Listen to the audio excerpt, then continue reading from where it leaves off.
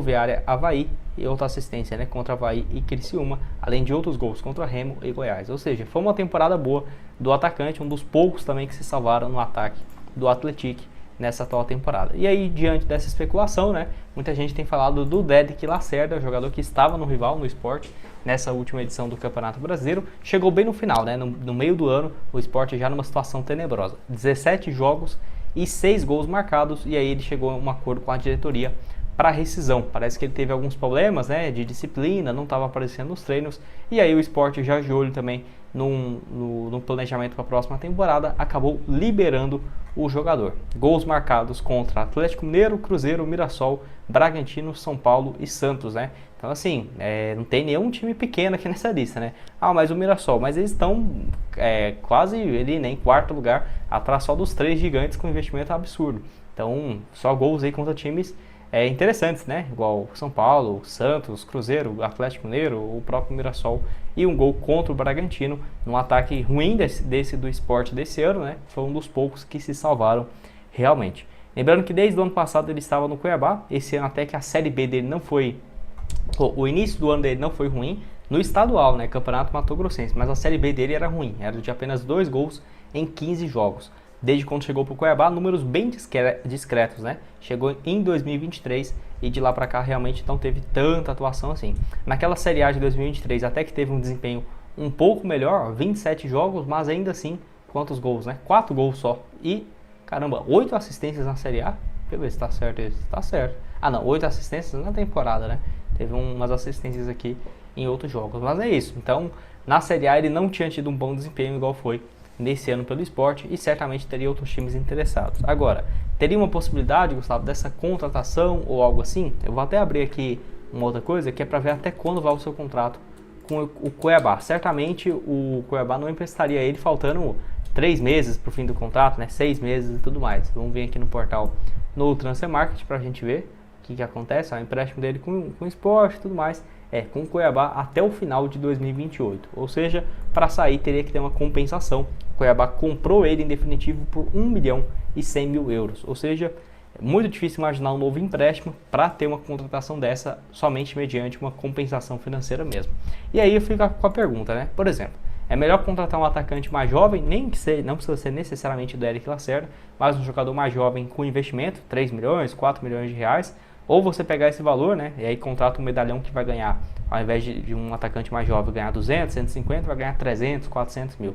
No final de um ano, né, é basicamente a diferença, 2 milhões e meio, contrato de 2 anos, 5 milhões de reais que poderia ter comprado o passe. Então vai ter que analisar qual é a situação, mas nesse momento eu acho bem impossível, porque não que ele não vai sair do Sport para o Santa Cruz, porque o Sport nem tem o seu direito, mas é porque ele demonstrou realmente um bom futebol nessa Série A. Não ficaria surpreso se algum dos times que estão subindo para a primeira divisão procurassem ele, ou até alguns que já estão, né? O Vitória, por exemplo, o próprio Juventude pro ano que vem, algum clube aí da Série B com investimento mais alto. Eu acho que é um bom jogador sim, mas um pouco fora da realidade. E é uma situação, por exemplo, do Gilberto, que aí teria um passe livre, mas um salário bem mais alto. Lembrando que na Série A ele não conseguiu entregar muitos gols, né? Foram apenas 2 gols e 2 assistências em 23 jogos disputados. O desempenho realmente do Gilberto nesse ano para se esquecer, assim como havia sido a Série A dele também pelo Cruzeiro em 2023 e pelo Juventude em 2024, mas igual eu falei, eu acho ainda que ele é um bom jogador, tá bem fisicamente, apesar dos 36 anos,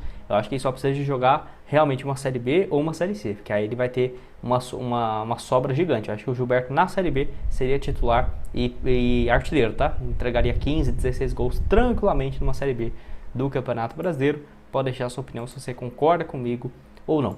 Além do mais, teve especulação também de outro, né, que joga no Sport, que é o Christian Barleta. Esse é mais difícil porque aí sim, o passe dele pertence ao Sport, que havia pago também uma pequena compensação financeira da sua contratação, diferentemente do Ceará, né, que gastou quase 5 milhões e ele rescindiu o contrato na Justiça. Então, Christian Barleta aqui nessa atual temporada, só 44 jogos, 3 gols e 1 assistência, até foi especulado no futebol mexicano, na MLS, depois da boa Série B que ele fez no ano passado, mas realmente não foi vendido, né? Ficou para esse ano na Série A e entregou apenas 2 gols em 30 jogos. Seria sim um alvo para o próximo ano e aí deu muita repercussão, né? E para falar bem a verdade, muita gente indo contra, né, essa contratação, e eu concordo em algumas partes, né? Então aqui alguns comentários, ó, falando, né, que é um jogador que tem muitos problemas físicos para frequentar o DM e tudo mais.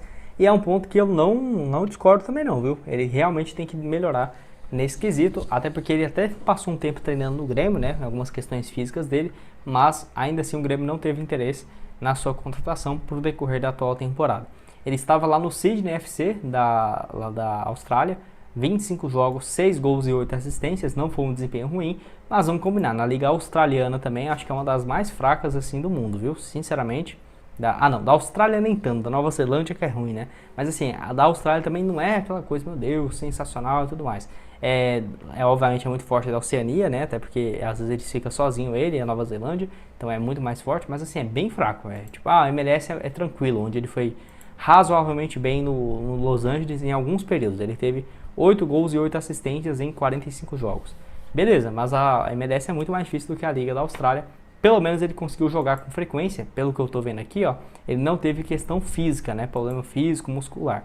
A questão também ele parou de jogar em maio e desde então não assinou mais com nenhum outro clube. Teve problemas envolvendo também pensão alimentícia e tudo mais, que eu vi que estava tendo especulação aqui no Brasil.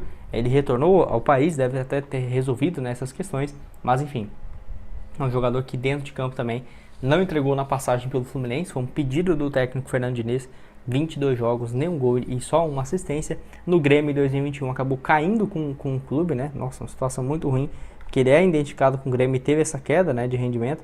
Só 3 gols em 28 partidas, passagens excelentes, né, pelo Bayern, pelo Juventus, pelo Shakhtar também, onde chegou a ser um jogador muito útil para a seleção brasileira, né? Realmente um currículo sensacional. Caramba, ele não tem Champions, hein? Que azar, porque os times que ele jogou, principalmente no Bayern, né, quase venceu.